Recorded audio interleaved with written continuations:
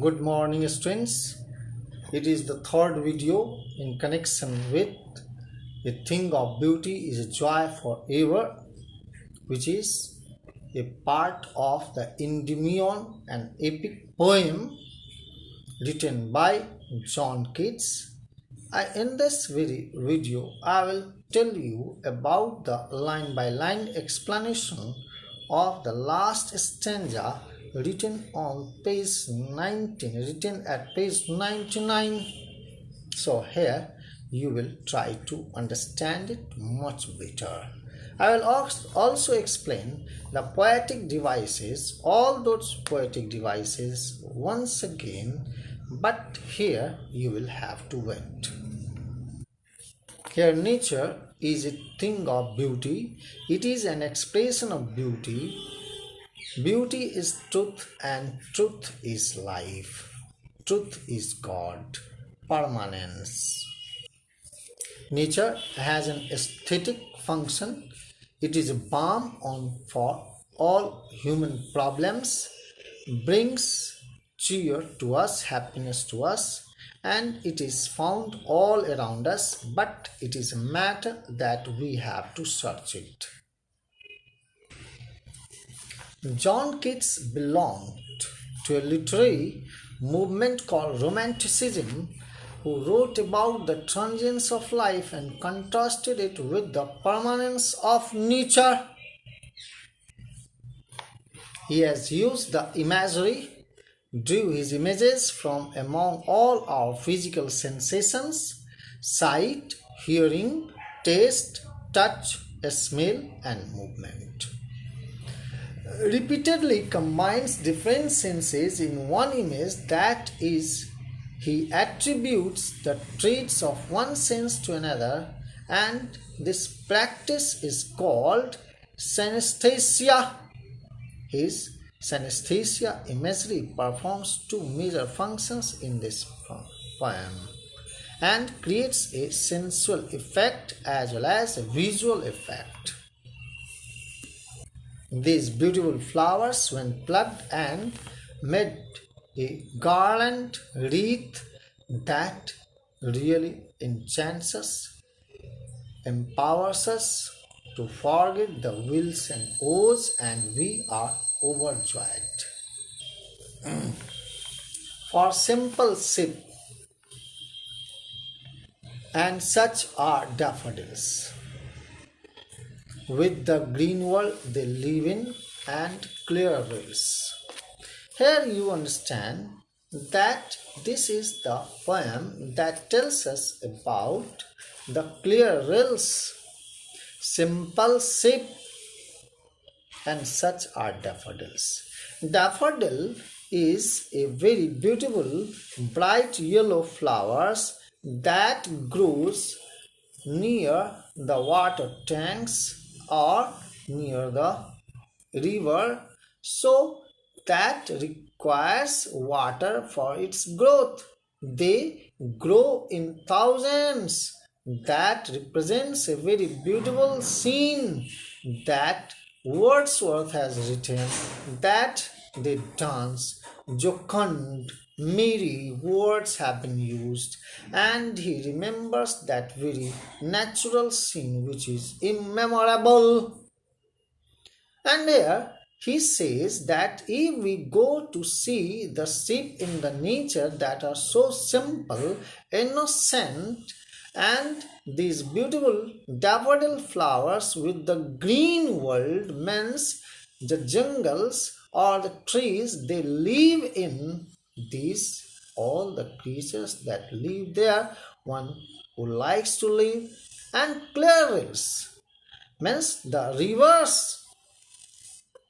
Double ls small streams that we go to see, that represents a beautiful scene to all of us. So here we have to know how these clear streams, which provide respite in the heat of summer, when it is extremely hot weather and we get the cool and clear water from the streams, really it is unforgettable moment for all of us. And the bushes that grow in the forest with musk roses. It says, against the hot season, the mid forest break, there is what? Break. Rich with a sprinkling of fair musk rose. Here, the poet says that musk rose is there. Black rose is there. It is a kind of rose that really makes us feel elegance, pleasant, happiness, and such too is the grandeur of the tombs. Means when something decays, when someone dies in this very life, all eternal sources of joy and pleasure, we get it. The poet adds on further in his list what, according to him, there is beauty even in death. There is beauty even in death. How? He finds that the dead bodies are also showered with flowers, garlands, wreaths. He finds beauty in imagery stories people have made. Goes on to say that all the lovely tales that we have heard can be placed among such things of beauty. That is the death. That is the final day. We are imagined for the mighty death. Everyone thinks that our death should be powerful. When we die, everyone should come to salute. Everyone should come to just pray for the peace and solace. That is a mighty death. Means people should remember your good deeds and they should come to honor even your demise, dead body. All lovely tales that we have heard or read, all the stories that we have heard or read, an endless fountain of immortal drink. Endless fountain that never dies, of immortal drink that is immortal, that is permanent, that never comes to an end. The resources of water like rivers, streams that never comes to dry. It always gives us water, clear, pure water, pouring unto us from the heaven's brink. And it comes from heaven. It comes from a sky where God lives, where there is no dearth, where everything is completely available. And so he says that as they have a sublime effect on the human spirit, all beautiful things are like an endless fountain from the heavens sent by God himself so that mankind may enjoy these precious gifts. They should never come to feel sad. Here some poetic devices that I have to tell you, I must tell you. You will just look at your book, Endless Fountain of Immortal Drink. Endless Fountain of Immortal Drink. That is what a metaphor. What is this? Metaphor. Underline and write it. Alliteration, noble natures, NN. Noble, it starts with N, nature starts with N. And so here it is what? Alliteration. Cooling covered. C pronounces with a sound K. Covered. C, but it pronounces with the consonant sound K. So cooling covered. Cooling covered. That is also alliteration.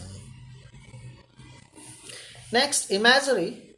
Flowery bands, that is imagination. Daffodils in given world. Daffodil grows near the river, fountain, or the ponds, that is a yellow flower, so it is a visual imagery. Clear rills, that river fountain that provides us pure drinking water. Clear water, that is endless, that is seen, visual imagery. Endless fountain of immortal drink, that is also imagery. Endless fountain of immortal drink. Next, grandeur of the tombs.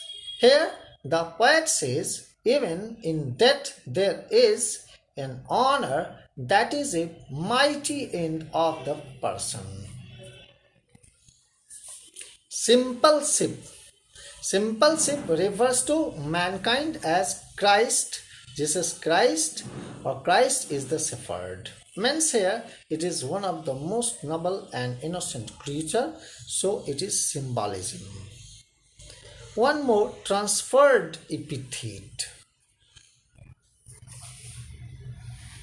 Transferred epithet. What is that? Gloomy days, sad days, when one cries, when someone dies who is most beloved, then we cry.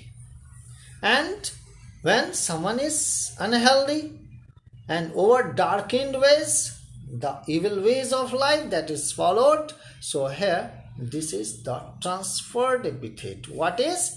Gloomy days. It is the poetic device, transferred epithet. Unhealthy and over darkened ways, it is the transferred epithet. Gloomy, it is adjective. Days, it is noun. And unhealthy and over darkened ways, unhealthy and darkened, adjectives and ways is what? Noun. So here you can see one more is there, that is endless mountain, fountain, that is what? Hyperbole. Endless mountain, how can it end? It is an exaggeration in a speech. So here it is said that it is what? Endless mountain, that is what? Hyperbole. Hyperbole, hyperbole. So it is the poetic device. What is the rhyme scheme? Rhyme scheme is AA, BB, CC. A small AA, a small BB, a small CC, no comma, no full stop. So I think you might have understood. Thank you children.